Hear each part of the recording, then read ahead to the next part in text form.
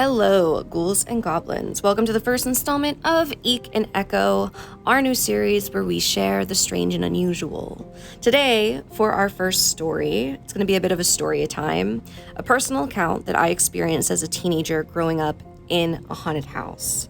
So for some context, the farmhouse is now probably 125 years old, around there.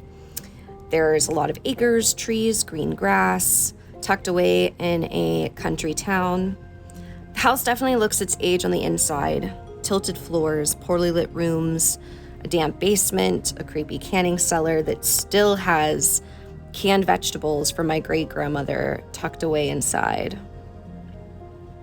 From our records, there have been many tenants who've passed away in the house, dating back to the early 1800s.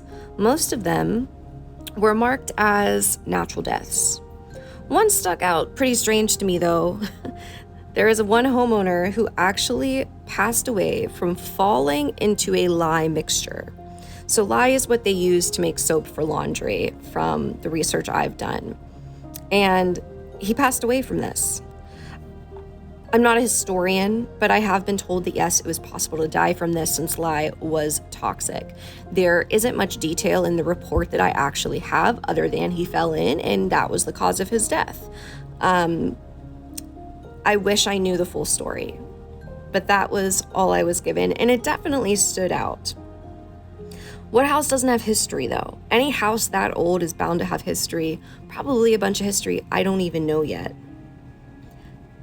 My first week living there, I didn't like being inside the house. And of course, the first time I take the school bus to this new house, my parents weren't there.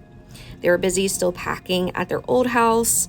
And, they said, it's going to be 15 minutes, 20 minutes, turned into an hour, turned into 2 hours. So I was in this creepy house that I did not feel comfortable in yet. My furniture wasn't there. Nothing was there, right? It wasn't home yet. I was extremely exhausted, though, I assumed just from a long school day, and I ended up going onto the top floor and taking a nap on the landing. Now, the reason why this is so strange to me now is because the landing is right beside the house's attic. It's a crawl space, and it's probably one of the creepiest spaces in the house naturally, right? So at 13, what compelled me? What was I thinking?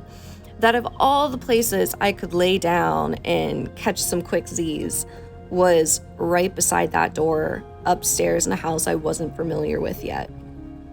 Pretty creepy. The following weekend of the first week living there, my feelings were confirmed. So I found out fairly quickly that yes, all of my worries are true when it comes to this house. My parents had went out for the night, I think it was the Saturday, and I was in charge of watching my little sister, who was a baby then. She could walk a bit. She couldn't walk upstairs yet. She was crawling upstairs. She was still pretty uneasy, though, on her feet. I didn't hear her crawling around the house, right? I was in the living room. The TV was on. I was actually folding laundry. I remember it so clearly. And I look around and I realize she's nowhere to be found. I didn't hear her crawl away. I didn't hear anything. I didn't hear a door open. Now, this is important because when I searched the house, frantic, right? The first time I'm home alone watching my sister and she's gone, I found her on the stairs to the basement. This is alarming for a few reasons. One, the basement door was closed. It's old and rickety, so if it was opened, I would have heard it. It's also on one of those spring traps so that if you open it, it doesn't really stay open that well. It will come back shut. So how did a 2-year-old open that door? 2, the old steps are gappy. They're just planks of wood. The floor below is concrete. One slip and she would have been really hurt. 3, the lights were off. The lights were off in the basement and the lights were off in the kitchen, which led down to the basement. So she was there in the dark. She was sitting on the most middle step, looking off into the darkness, talking to someone. Yes, talking to someone. I let her talk for a few moments before I got her attention. I was weirded out but I was honestly curious to see like what she was doing, right? Clearly she's talking, and something in me was like, oh, like what is she saying? Who is she talking to? When I couldn't make sense of it, right? She's babbling, it doesn't make sense what she's saying. I called for her to come up. I didn't want to scare her because I didn't want her to fall or lose her balance, but I gently asked her to come upstairs. She turned around, looked at me. She started crawling back up the steps. Mind you, I still did not turn the light on. Again, I don't know why. We were still in the dark. I was so concerned with getting her upstairs, I honestly wasn't really thinking about the surroundings at the time. So she turned around and started crawling back up to me, one step at a time. 1 step, 2 steps, 3.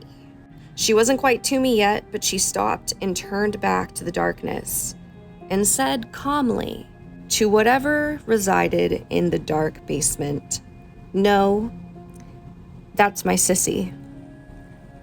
I didn't move. I just kept encouraging her to come to me. I wasn't processing what she was saying or what her actions were. I just wanted her to get up to that top step so I could snag her up. She stopped once more. As she was almost to me, she turned into the darkness, and for a 2-year-old, she was annoyed. She said in a very firm voice, looking into the dark basement, "No, that's my sissy." As if to tell someone who I was. At this point, I grabbed her. She was close enough I could just scoop her up. I shut the door and I ran to the safety of the TV light in the living room and called my parents. To this day, that night is so vivid. And to be honest, it wasn't my experience, it was hers. But when a child experiences something paranormal, there is something eerie about how innocent a child is in that moment and how they do not recognize that that moment is strange. I assume Willow was talking to something, and it didn't occur to her that that something didn't belong there or wasn't normal. Thank you so much for joining me for EEK and Echo's very first episode. There are many more to come, many more stories, many more supernatural topics to touch upon. If you're interested in this type of content, please press subscribe and hit the bell icon to get notified whenever we upload new videos. You can also join our Facebook group, EEK and Echo.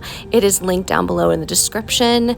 EEK and Echo is our spooky society. It's our community where not just me, but a bunch of other spooky individuals, ghouls and goblins, share their own experiences, share experiences that may have been passed down to them through their family. We talk about exciting topics like cryptids and have a few debates, tasteful debates. So if that sounds like something that interests you, please don't be afraid to join us.